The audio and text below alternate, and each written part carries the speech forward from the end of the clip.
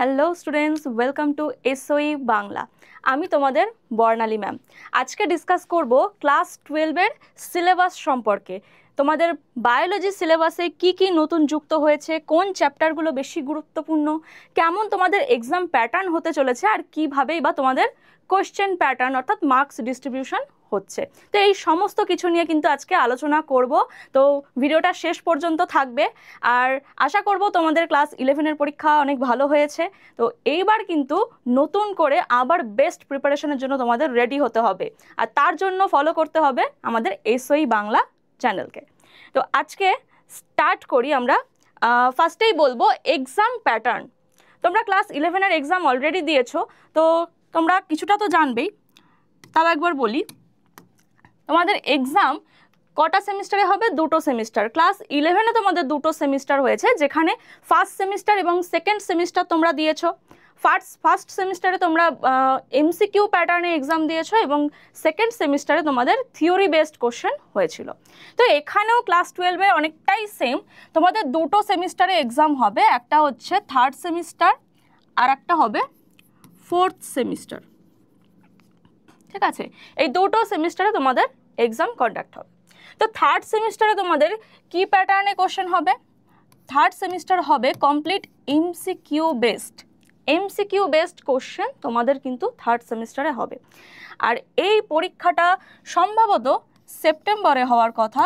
তো কিছু কারণে কিন্তু এটা এগিয়ে আসতে পারে, ডেট এখনও ফাইনাল হয়নি। তো আগস্টের লাস্ট উইক অথবা সেপ্টেম্বরে কিন্তু তোমাদের এই এক্সামটা হতে পারে। তো তোমাদের কিন্তু আগস্ট ধরেই এগোনো উচিত। ঠিক আছে, তাহলে এখানে এই এমসিকিউ বেসড কোশ্চেন তোমাদের হচ্ছে টোটাল মার্কস যাচ্ছে, টোটাল মার্কস হবে 35 মার্কসে তোমাদের এক্সাম হবে। 35 মার্কসের এক্সামে তোমাদের এমসিকিউ প্যাটার্নের কোশ্চেন হবে। আর এই পুরো এক্সামটা তোমাদের দিতে হবে ওয়েমার শিটে। ঠিক আছে, এবার চলে আসছি ফোর্থ সেমিস্টারে। তো ফোর্থ সেমিস্টারে তোমাদের এক্সাম হবে, এখানে তোমাদের থিওরি বেসড কোশ্চেন হবে। থিওরি বেসড কোশ্চেন এখানেও তোমাদের ফুল মার্কস যাচ্ছে 35। তো এই 35-এর মধ্যে এখানে যেমন এমসিকিউ প্রত্যেকটা 1 মার্কসের ছিল, তার মানে 35টা এমসিকিউ তোমাদের করতে হচ্ছে। আর এখানে 35 মার্কসের মধ্যে তোমাদের কোশ্চেন থাকবে 2 মার্কসের, 3 মার্কসের, একটা 4 আর একটা 5। এই মার্কসের কোশ্চেন কিন্তু তোমাদের হবে ফোর্থ সেমিস্টারে। তো এই ফোর্থ সেমিস্টার কবে হবে? প্রায় ফেব্রুয়ারি অথবা মার্চ, ফেব্রুয়ারির লাস্ট উইক থেকে অথবা মার্চের ফার্স্ট উইক থেকে তোমাদের এই এক্সামটা হতে পারে। তাহলে এটা গেল তোমাদের এক্সাম প্যাটার্ন। তাহলে এখানে থার্ড সেমিস্টার হচ্ছে 35-এ, এখানে হচ্ছে 35-এর টোটাল মার্কস কত দাঁড়াচ্ছে? টোটাল যাচ্ছে 70। আর তোমাদের প্র্যাকটিক্যাল এক্সাম হবে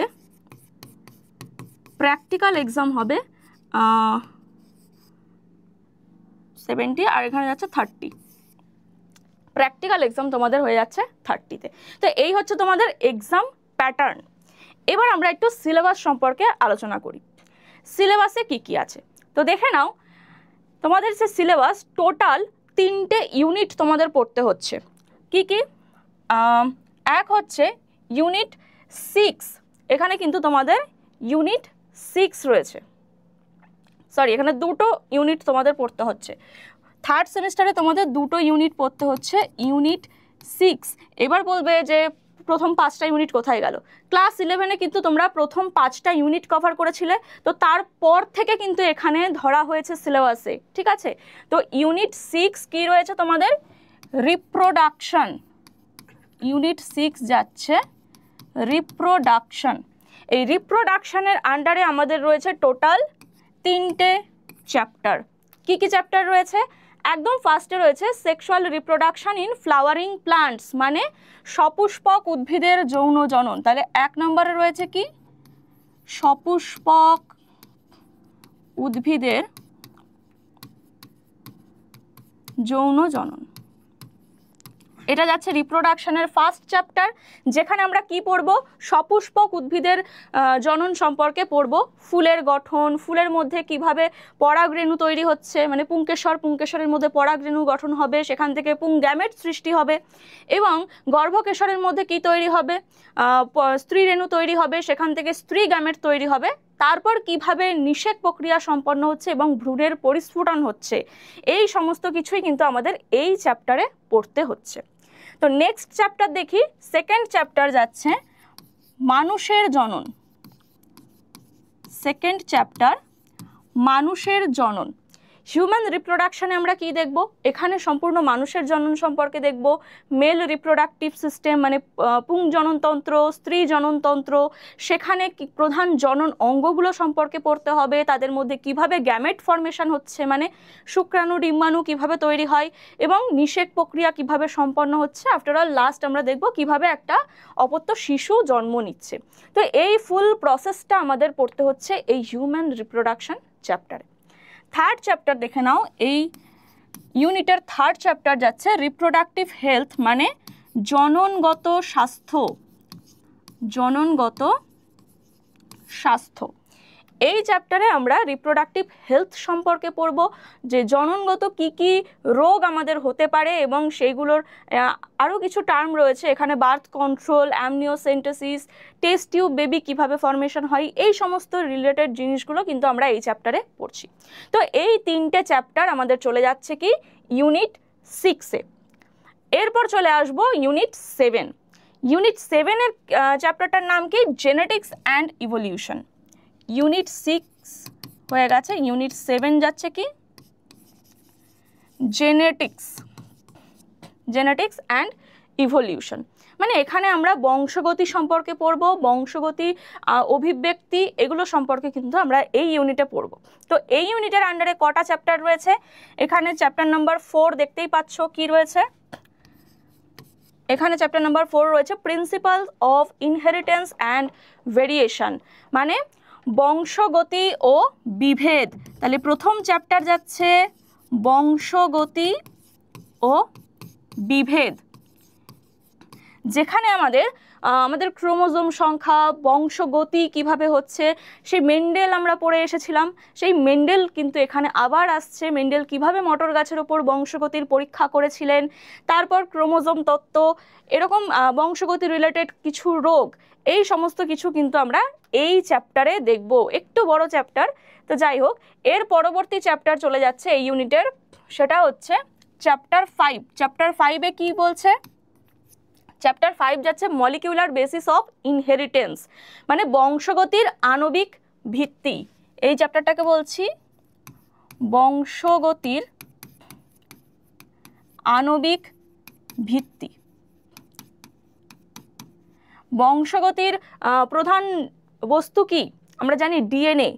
ডিএনএ যেটা ক্রোমোজোম ফর্মেশন করে এবং প্যারেন্ট থেকে অপত্যের দিকে সঞ্চারিত হয় মানে বৈশিষ্ট্য সঞ্চারিত হয়।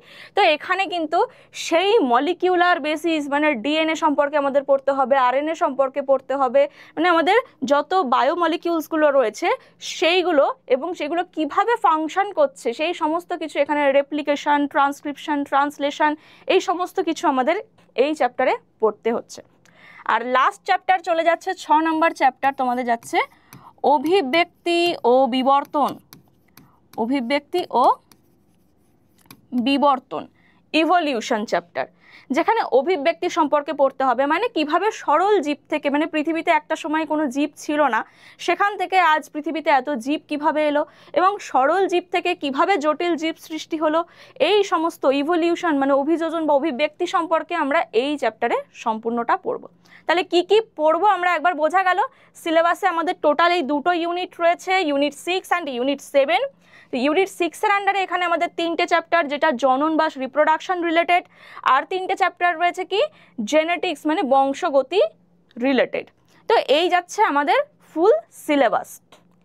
এবার আসি কোথা থেকে কত নাম্বার আসবে মানে আমাদের মার্কস ডিস্ট্রিবিউশন যেটা হচ্ছে। তো কোশ্চেন প্যাটার্ন বলতে পারো, তো কোন ইউনিট থেকে আমরা কত মার্কস আশা করতে পারি। ফার্স্টে রয়েছে রিপ্রোডাকশন ইউনিট। রিপ্রোডাকশন থেকে আমরা দেখো রিপ্রোডাকশনে 3টে চ্যাপ্টার রয়েছে, সেই 3টে চ্যাপ্টার থেকে আমরা 15 মার্কস কিন্তু আশা করতে পারি। এখান থেকে প্রায় 15 মার্কস আসবে, 15টা করে এমসিকিউ আসতে পারে। আর নেক্সট যেটা রয়েছে জেনেটিক্স অ্যান্ড ইভলিউশন, এখান থেকেও কিন্তু প্রায় 20টা কোশ্চেন তোমাদের আসতে পারে।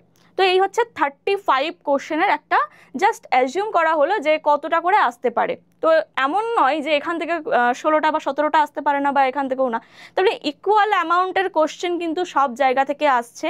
তো 6টা চ্যাপ্টার আমাদের কিন্তু খুব ভালো করে পড়তে হবে, আর সেখান থেকে কিন্তু আমাদের প্রায় ইকুয়াল অ্যামাউন্টের কোশ্চেন আসছে, তার মানে সমস্ত জায়গাগুলোই কিন্তু ইম্পর্টেন্ট। তাহলে এই জায়গাগুলো ক্লিয়ার করবে কে? এই জায়গাগুলো ক্লিয়ার করবে তোমাদের এসওই বাংলা। তার জন্য কিন্তু তোমাদের এসওই বাংলা ক্লাস 11 অ্যান্ড 12 এই চ্যানেলটার সাথে কিন্তু থাকতে হবে। এবার আসি, ম্যাক্সিমাম স্টুডেন্টের প্রশ্ন থাকে ম্যাম কি বই ফলো করলে ভালো যায়। তো এখানে আমি যারা তোমরা নিট দিতে চাও বা সামনে কোনো কম্পিটিটিভ এক্সাম দিতে চাও তাদের জন্য বলবো তোমরা এনসিইআরটি পড়তে পারো, এনসিইআরটি অবশ্যই বেস্ট।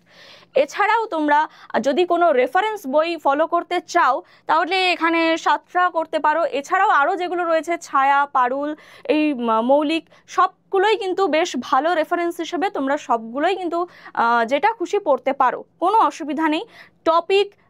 টপিক ওয়াইজ সাবজেক্টের যে কনসেপ্ট ক্লিয়ারেশন সেটা তো তোমরা এখানে আমাদের ভিডিও থেকে পেয়েই যাচ্ছ, সুতরাং কোনো অসুবিধা নেই, তোমরা যে কোনো বই ফলো করতে পারো। ঠিক আছে, তো চলো এই পর্যন্ত গেল আমাদের ক্লাস 12-এর সিলেবাস ডিসকাশন, এবং সেখানে আমরা কোশ্চেন কীরকম হবে সেটা জেনে গেলাম।